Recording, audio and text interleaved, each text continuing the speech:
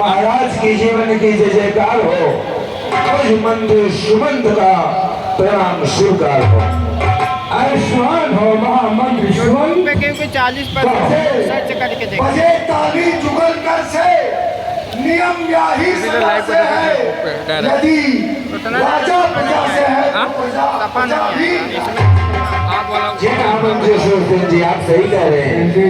बोलो महाराज चक्रवर्ती गणेश की जय, बोलो महाराज चक्रवर्ती गणेश की जय। आपका काम का दर्शन है, दो आपके साथ हो दुश्मन है, खंड है, हम की मानी अगले वाले यूट्यूब पर अभी पर शेयर करवा दे, ऊपर मानस रामलीला समिति कमेटी वाले में मानस रामलीला समिति के यूट्यूब पर मेरा नाम डलवा दे, अपडेट ना तो अपने नाम से महाराज के जीवन की जय जयकार हो, मुझे राज सेवक का प्रणाम स्वीकार हो। खुश रहो सेवक, खुश रहो। कहो मैं दरबार के महामंत्र सेवकों आप सब ये बताएं महाराज, ऐसे मेरी अयोध्या का क्या समाचार चले महाराज, मेरी प्रजा किस प्रकार से गुजर रही है ये सारी बातें मुझे अवगत कराओ। किसी को किसी प्रकार का कोई कष्ट तो नहीं है। हे पृथ्वीनाथ आप अपनी अयोध्या का समाचार पूछ रहे हैं तो करके बताता हूँ। अवश्य नहीं है, नहीं है ये अन्य देश की धरती, ये अवध तुर्क की धरती है। अवन चलती पवन चलती बरसाएं सुख की बरसती हैं। वैरिक व्यापार करते प्रजाजन में खुशहाली है। आपका बज रहा रंग का उभय की उभयदानी है। हे महाराज आपके राज्य में सब प्रकार से खुशहाली है। शेर और बकरी एक धार जल पीते पानी है महाराज, पानी हो। आपके राज्य के समाचार बहुत ही उत्तम है। वास्तव में आप जैसे महान मंत्रियों को पा करके, जी सेवकों को पा करके ये चक्रवर्ती गणेश इस सोने सिंहासन पे आरूढ़ होकर के हमेशा हमेशा गर्व करता है। आप जैसे महान मंत्रियों और सेवकों के द्वारा आज मैं इस रौनक का तक पे तार सुना हूँ। भैया सुन महाराज जरा एक दर्पण को लगाया जाए। भैया सेवक एक दर्पण लेके आओ। अब तेरा शत्रु बनाया गया, इस सिंहासन की योग्य नहीं आ गया। अरे क्यों नहीं बेटा राम को यहाँ राजा बना करके और अपने जीवन में लाभ क्यों नहीं उठाता है। भैया देखो आता है ग्रीष्मकाल, देखो आता है ग्रीष्मकाल, सुंदर बसंत ऋतु जाती है, तरुणाई पड़ गई, अब वृद्ध अवस्था आती है, काली मतवाली रात गई, आ गया चांद का उजियारा, तकता है राहु चंद्रमा को, है ग्रहण शीघ्र पड़ने वाला। ये अपना अपना कहते कहते अब दिन की न्याय ढलता है, बदली ने रंगत बदली है, सूरज पश्चिम को चलता है। इसलिए आज मेरा हृदय मेरा मन ये मेरे कानों के शरीर के बाद ये उपदेश है कि दशरथ अब इस स्वर्ण सिंहासन को तू छोड़, इसमें मेरा राम को बैठा करके उसे राजा बना करके और तू अपने जीवन में लाभ को क्यों नहीं उठाता, ऐसा मेरा विचार उठ रहा है। तो मैं सोचता हूँ कि आज तक जितने का मैंने कार्य किए हैं गुरुदेव जी की चरणों की कृपा से, उन्हीं की कृपा से मेरे सारे मनोरथ पूर्ण हो। सोचता हूँ कि सुंदर समाचार गुरुदेव जी के चरणों तक पहुँचाए। देखिए उनका क्या विचार है, क्या मार्ग दिखाते हैं। तो आज की सभा यही से बर्खास्त की जाती है। ऐसी महाराज आप सब अपने अपने गृह प्रस्थान करो और हम गुरुदेव के पास जाना चाहते हैं। गुरुदेव है से गुरु साक्षात परम ब्रह्म तस्मै श्री गुरुवे नमः। अखंड मंगलाकारं व्याप्तं येन चराचरं तत्पदं दर्शितं येन तस्मै श्री गुरुवे नमः। गुरुदेव के चरणों में सेवक दशरथ का प्रणाम स्वीकार होना।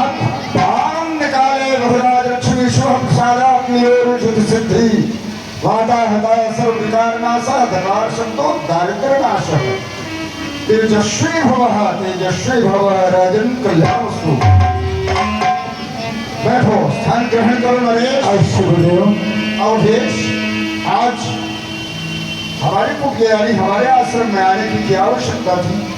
अभिषेक संयोग द्वारा मुझे ही बुलवा लेते आप, मैं राजदरबार में तुरंत ही आ जाता। गुरुदेव, कोई खास बात है क्या? कुछ ऐसी अभिलाषा उत्पन्न हुई है, और अभिलाषा ये है कि अब बेटा राम इस सिंहासन की योग्य हो चुका है, लेकिन आज तक मैंने जितने भी कार्य किए बिना आपकी आज्ञा अनुसार नहीं। जब आप आज्ञा होते हैं, आप हमें मार्ग दिखाते हैं, तो हमारे सारे मनोरथ पूर्ण होते हैं। इसलिए स्वामी यही अभिलाषा लेकर के आया हूँ। हे गुरुवर की देखो गुरुदेव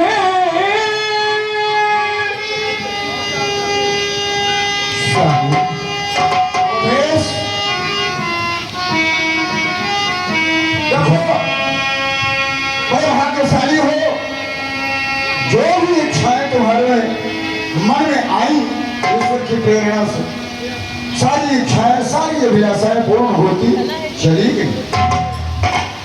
आज फिर कोई अभिलाषा फिर कोई इच्छा लेकर आए हो ना? अवश्य।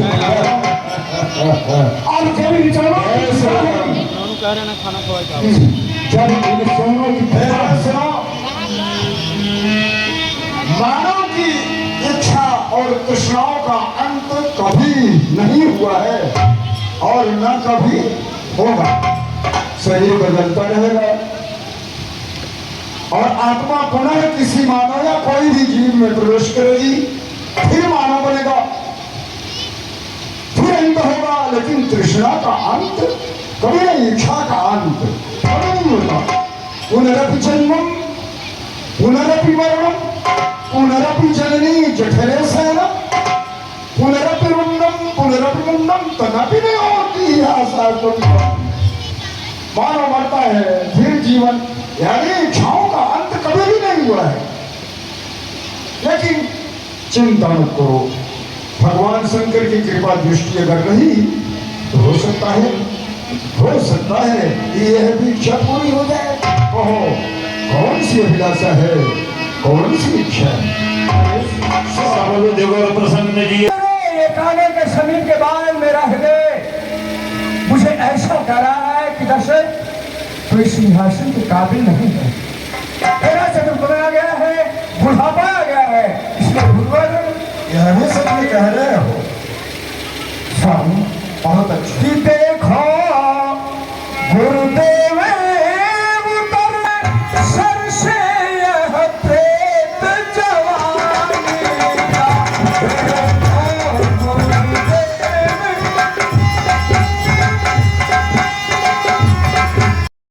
हमेशा से यही चलता चला रहा है कि चतुर्थ पद में अपने पुत्र को राजा बना करके और वो चले जाते थे जंगल में अपना भगवान का भजन करने के लिए।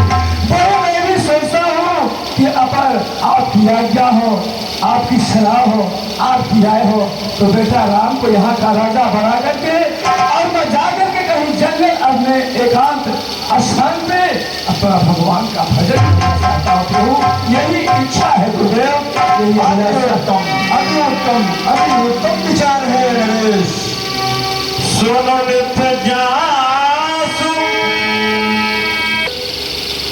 मानव पछताया करते हैं और जिनका भजन किए बगैर मानव के त्रैताप नष्ट नहीं हुआ करते हैं।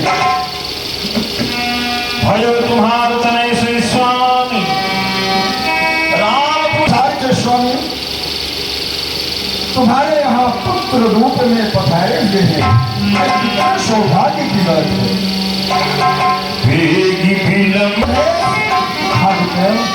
विलंब का समय नहीं है, अविलंब अपने समाज को सजाओ और सुदिन, शुभ घड़ी, शुभ लग्न, शुभ मुहूर्त तभी माना जाएगा जबकि श्री राम अयोध्या के इस राज्य सिंहासन पर सुशोभित हैं। तो अब चाहिए भी जैसा पूर्वजों ने किया है कि वृद्ध अवस्था में ईश्वर की आराधना किया है और अपने जीवन को सफल बनाया है। यह उचित है कि पुत्रों पर डाले राज्यभार है राजाओं का कर्म यही है ना। चौथापन प्रभु की याद में गए है गृहस्थों का धर्म। राजन सब तेरा विचार तेरी इच्छा पर निर्भर है। तप करो तपो वन में जाकर इतना ख्याल गलती, इसलिए घर ही में कर एकांतवास आवाहन आत्म तत्व का कर और चिंताओं का कर बहिष्कार आराधन ब्रह्म तत्व का कर। श्री रामचंद्र को राज तिलक आनंद इसी अवसर में है और छोड़ सभी चिंता मन की जब चिंतामणि तेरे घर में है। समस्त चिंताओं को दूर करने वाला समस्त संसार का स्वामी जब तुम्हारे गृह में ही तुम्हारे किसी पूर्व जन्म की तपस्या के फलीभूत होकर के तुम्हारे घर में पुत्र रूप भरने के आया है तो जंगल में जाने की क्या जरूरत है। तुम समझते होगे कि माथे पर बड़ा लंबा चौड़ा तिलक लगाने से, बड़ा पीला या गेरुआ वस्त्र पहनने से, बड़ी लंबी चौड़ी माला लेने से भगवान प्रसन्न होते हैं, लेकिन यह गलत विचार है। भगवान ईश्वर को भक्त के हृदय की अगाध भक्ति को देख करके अपने भक्तों के ऊपर प्रसन्न हुआ करते हैं।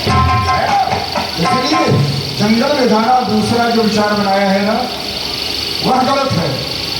गृहस्थ आश्रम अति उत्तम आश्रम माना गया है, इसलिए अपने ही राज्य में या हमारे ही आश्रम में एकांतवास में होकर के भगवत प्राप्ति का साधन अपनाओ और जीवन धन्य हो जाएगा। कैसे क्या करेंगे कोई और आदेश करो। अब भी जानना चाहता हूँ कि राज्याभिषेक में किन किन वस्तुओं की आवश्यकता पड़ती है ताकि हम अपने सेवकों को सूचना दे दो अब इसलिए एकत्रित किया जाए। बहुत अच्छा पूछा है आपने। देखो ये तो महान उत्सव है, श्री राम यहाँ के राज्य सिंहासन पर सुशोभित होंगे, इसलिए सर्वप्रथम तो सभी तीर्थों के जल बुलवाएगा। हाँ, उसके बाद सभी प्रकार के वस्त्र एकत्र किए जाए, सभी तीर्थों के जल, और ये जो अपनी राजधानी अयोध्या है इसकी हर गलियां महल पूछे आदि ये सब अच्छी तरह से सजाया जाए और जो अयोध्या की सेना है उसको भी अच्छी तरह से सजाया जाए, तैयार किया जाए। गली पूछे महल अटारी इत्यादि ये सभी प्रकार के ये सब एकत्रित किए जाए। कैसी आज्ञा सभी सामग्री और निवेदन है और क्या आदेश है। ये सेवक एक सेवा आपसे और लेना चाहता है। सेवा यह है आप कहीं अपने हृदय में अपने मन में ये विचार नहीं लेना कर लेना कि आज मुझे दशरथ आदेश दिया। आदेश नहीं, निवेदन है आपसे, इसलिए कि जो मैं आपको कार्य सौंपने जा रहा हूँ वह कार्य किसी दूसरे से नहीं हो सकता, आप ही द्वारा होगा। मैं सेवा ये लेना चाहता हूँ बताओ कि आप जाए बेदाराम के पास और उससे ये कहें, उसे ये शिक्षा दे कि आज की रात्रि संयम नियम से व्यतीत कर सके ताकि कल सुबह हम उसका सुचारू रूप से अच्छे ढंग से उसका राज्याभिषेक कर सके। बड़ी छोटी बात।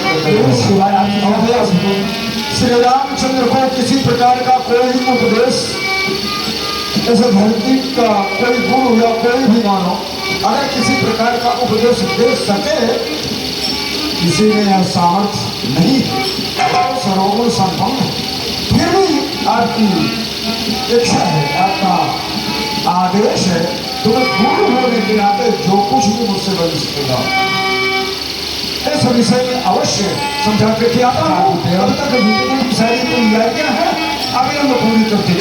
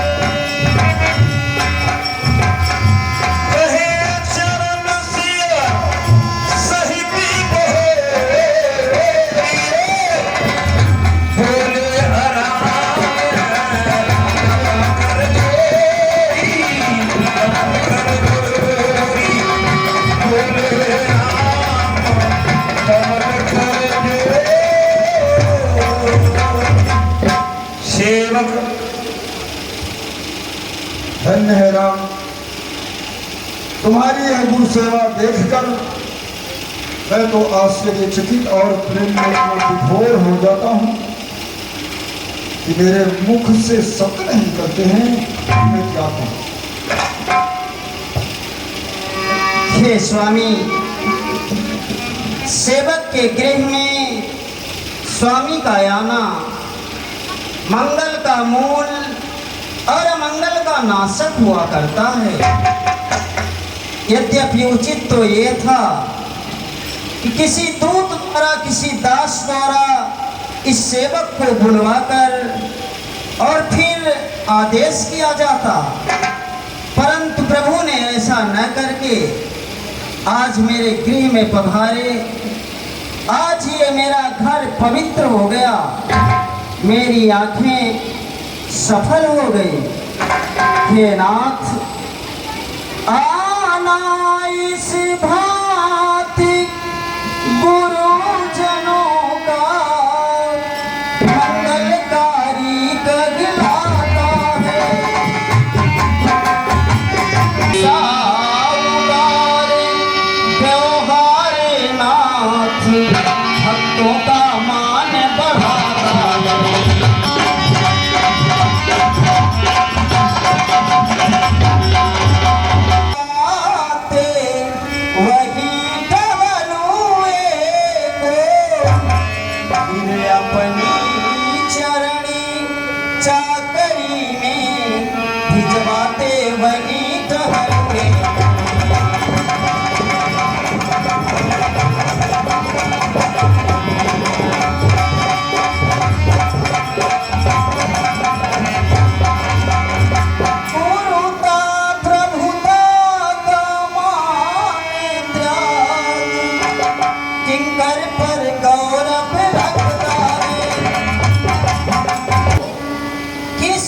द्वारा हो सके तो तुरंत आदेश मिले, ये दास करने के लिए तत्पर है ना?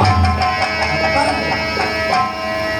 राम सुन स्नेह साने बचन मुनि रघुबर ही प्रशंसी। राम कसन तुम कहो सहंस हंस अंकुर में हंस के समान अवतरित हुए हो, तो इस तरह से अमूल्य शब्द अपने मुख से क्यों नहीं निकाले? धन्यवाद। खूब सजो अभी सेक समाजू। आने का कारण यह है, तुम्हारे पिताजी के आदेशानुसार मैं यहाँ पर तुम्हें कुछ शिक्षा देने आया हूँ। यद्यपि मुझे कोई सामर्थ्य नहीं है, समर्थवान हो, गुणवान हो, लेकिन गुरु होने के नाते से कुछ बातें अवश्य समझाऊंगा कि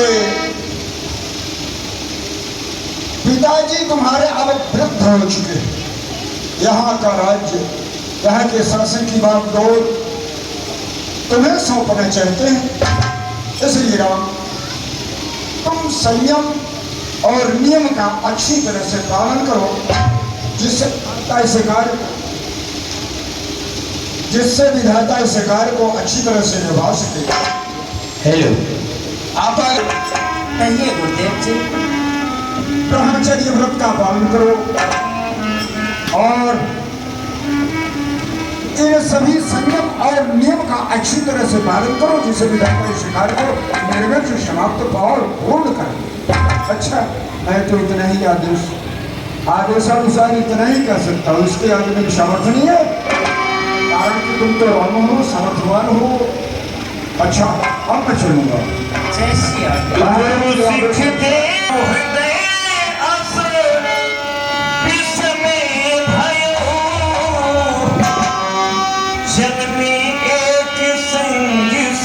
ये शुक्ला जी, जो कि अंकल जी हैं हमारे, हम चारों भाइयों का जन्म एक साथ में हुआ। बचपन की खिलवाड़, भोजन, शयन, यहाँ तक कि कंछेदन, यज्ञोपवीत, विवाह कार्य, समस्त कार्य साथ में हुए। परंतु हमारे इस उज्जवल कुल में एक बात का अनुचित होता है, जो कि छोटे छोटे सुशील भाइयों को छोड़कर और बड़े को ही राज्य का भार सौंपा जाता है। हम एक साथ सब तो निर्मल कुल है, सब बातें अनुचित दिखलाता है। छोड़ कर सुशील भाइयों को अधिकार बड़ा ही पाता। मेरे छोटे भाइयों को भ्रांति हो गई।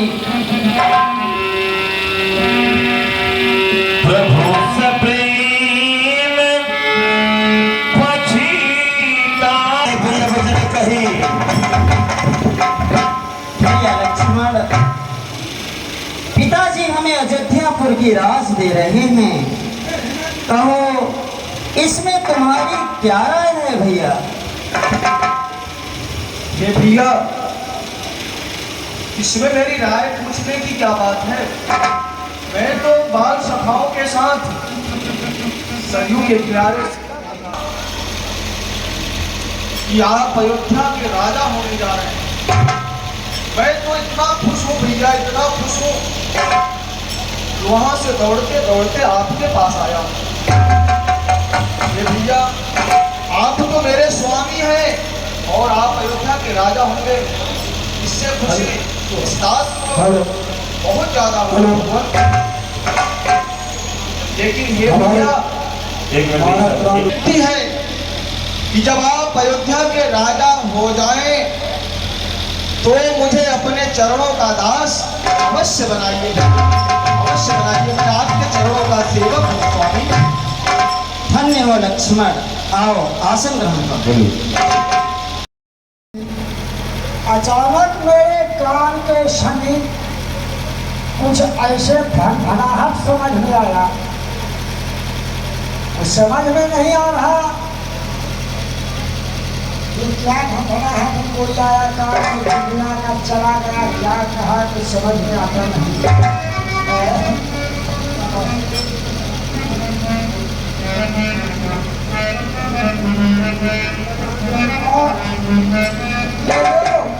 मेकअप वाली टोकरी भी मैं छोड़ के चली आई, अब आईना भी नहीं लेके आई। श्रृंगार कर रही थी, श्रृंगार करते करते आई, अचानक लेट गई सो गई। अब आईना भी नहीं है कि देखूं कि श्रृंगार सही है या अधूरा है। ये नक्शिया है तो यही परेशान की है, पहले माई को छोड़कर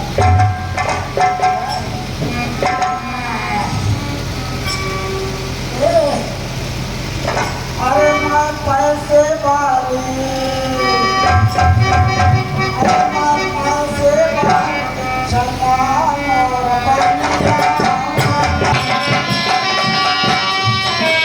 भैया, हमारी सास और ननद क्या करती है, बिजनेस धंधा जो उनका धंधा है। और सास बेचे हल्दी, सास बेचे हल्दी,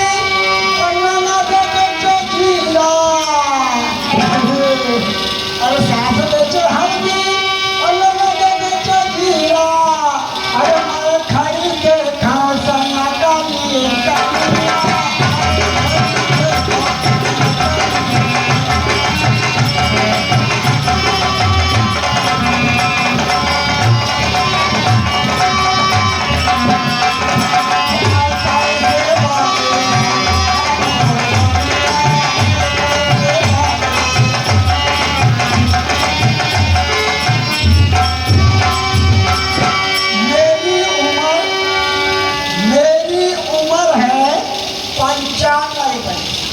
यानी 100 वर्ष में 5 वर्ष कम है, 95 वर्ष की हूँ मैं, लेकिन मुझे भी कोई बुढ़िया नहीं कहता। मैं अपने आप को स्वयं बुढ़िया नहीं कहती, बुढ़ी हो जरूर गई हूँ। अरे बुढ़िया हो गया, अरे बुढ़िया हो गया था सका मोर।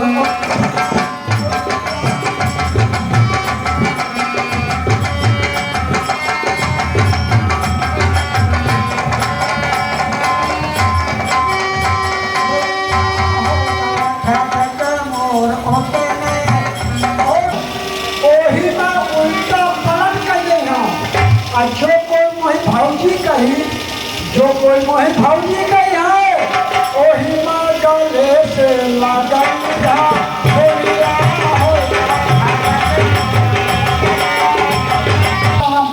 प्रणाम। ये क्या है यहाँ कुछ समझ में नहीं आ रहा, कोई लोग दिख भी नहीं रहे हैं। चलती हूँ देखती हूँ। अरे दाई पाए लागी दाई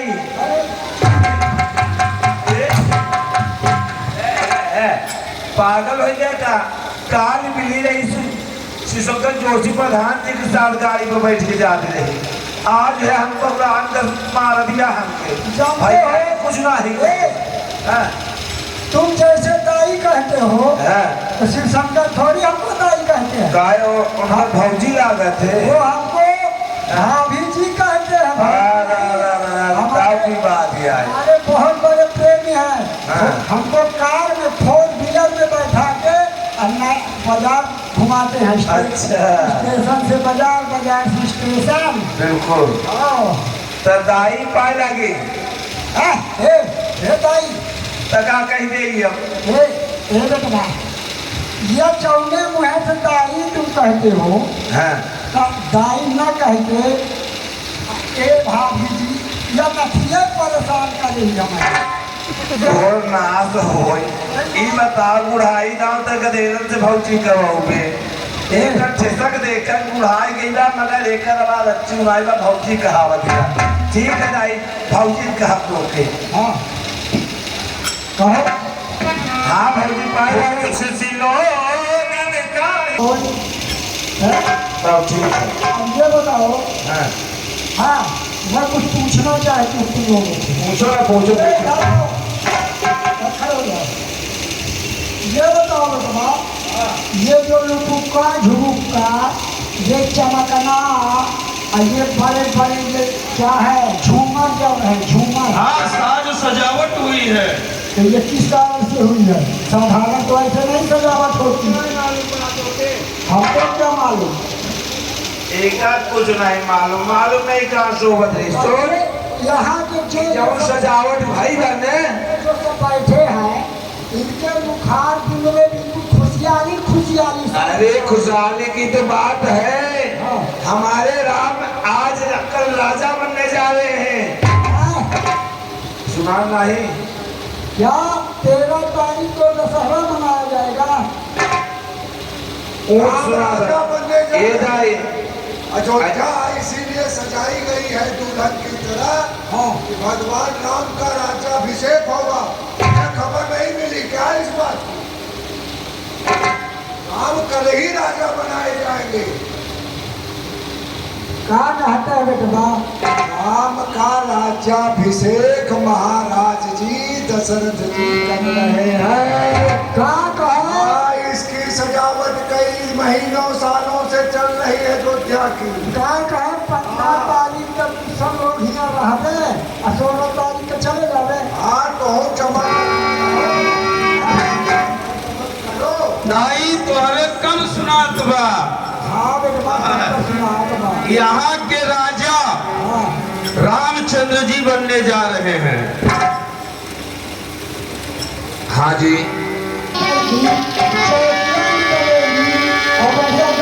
होगा क्या कहीं हम तो से बहुत ज्ञान है दाई मिल जाते। अरे एक काम करो दाई के कान में बताओ।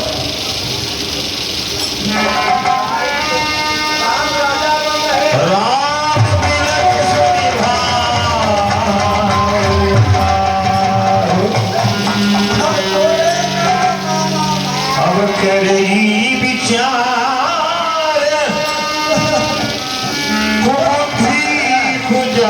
तो बात है। बताओ वो कलुआ राम अयोध्या का राजा बन रहा है। अगर वो अयोध्या का राजा बन गया तो फिर हम सब लोग दिखाएंगे खुशी मना रही है तुझे दुख है तो तू क्या चाहती है कि राम राजा न बने? मैं चाहती हूँ कि वो कलुआ राम राजा न बने।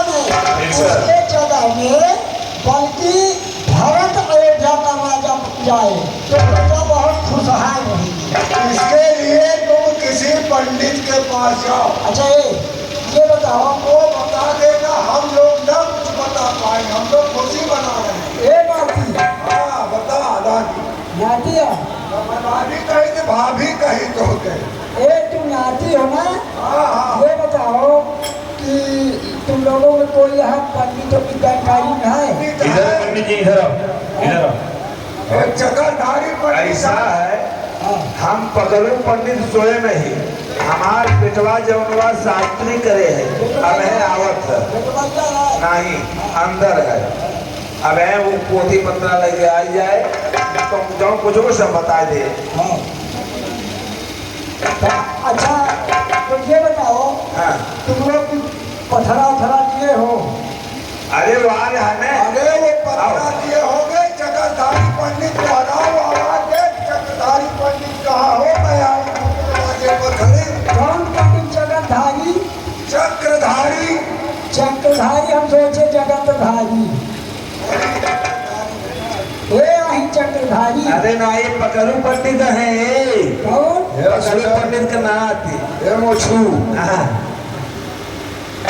तेरे जितना भर ये बच्चे सब है ना, अच्छा, ये बुढ़िया टोकरी और ये